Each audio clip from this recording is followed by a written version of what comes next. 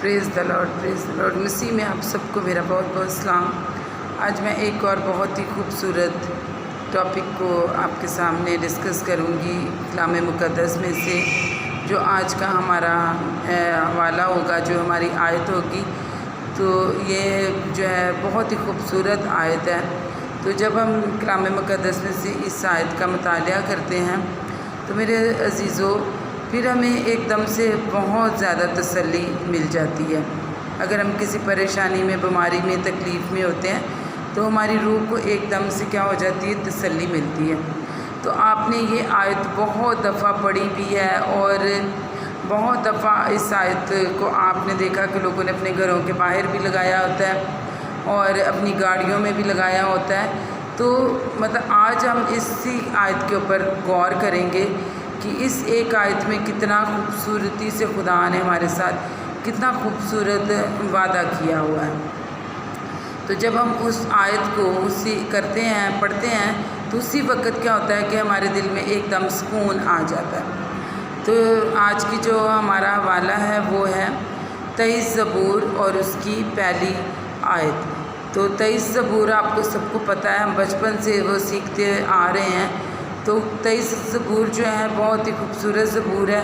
جب ہم کسی پریشانی میں، ڈر میں، تکلیف میں ہوتے ہیں تو ہم جب یہ 23 زبور پڑھتے ہیں تو ہم جب ان چیزوں کو امیج کرتے ہیں، سوچتے ہیں اپنے دماغ میں، تو ایک دم سے ہمیں لگتا ہے کہ خدا جو ہے یہ ہمارے ساتھ خود اس وقت کھڑا ہو کر ہم سے یہ باتیں کر رہا ہے۔ تو جو آج کا ہمارا حوالہ ہے وہ ہے 23 زبور۔ تو اس کی پہلی آیت جو ہے وہ ہے، خداوند میرا چوپان ہے، مجھے کمی نہ ہوگی، وہ مجھے ہری ہری چراگاہوں میں بٹھاتا ہے۔ پریز دا لارڈ۔ میرے عزیزو، کیا ہے اس آیت میں، کیا خدا نے داؤد نبی نے کیا بولا کہ خداوند میرا چوپان ہے۔ جب آپ کسی پریشانی میں یا تکلیف میں ہوتے ہیں میرے عزیزو، تو اگر صرف آپ یہی بول لیتے ہیں کہ خداوند میرا چوپان ہے، مجھے کمی نہ ہوگی۔ کبھی کبھی ہم فائنینشلی ایشوز میں آ جاتے ہیں، جیسے کہ آج کل دور چل رہا ہے کہ اتنی مہنگائی ہے، 2 3 لوگ بھی گھر پہ کمانے والے ہیں، لیکن کیا کہ پورا نہیں پڑ رہا ہوتا، اور ہم اتنے فیڈ اپ ہو جاتے، پریشان ہو جاتے، ڈپریشن میں جاتے ہیں۔ تو اس وقت ہم اس آیت کو پڑھیں، ہم اس آیت کو بولیں کہ خداوند میرا چوپان ہے، مجھے کمی نہ ہوگی۔ تو میرے عزیزو، بے شک خداوند ہمارا چوپان ہے، اور وہ ہمیں کسی بھی چیز کی کمی نہیں ہونے دیتا۔ اور شرط یہ ہے کہ جب ہم اس کے اوپر پورے دل سے بھروسہ رکھتے ہیں، ہمارا اعتقاد ہمارے خدا پر ہوتا ہے کہ ہمارا خدا جو ہے وہ ہمیں کسی چیز کی کمی نہیں ہونے دے گا، تو میرے عزیزو پھر ہمارا خدا ہمیں کسی بھی چیز کی کمی نہیں ہونے دیتا۔ تو ہمارا توکل، ہمارا بھروسہ جو ہے وہ کیا ہے؟ ہمارا خدا پر ہونا چاہیے۔ تو بہت ہی خوبصورت آیات ہیں کلام مقدس میں سے، جب ہم ان کا مطالعہ کرتے ہیں میرے عزیزو، تو ہمارے دل کو کیا ہوتا ہے کہ ایک دم بہت سکون، تسلی ملتی ہے۔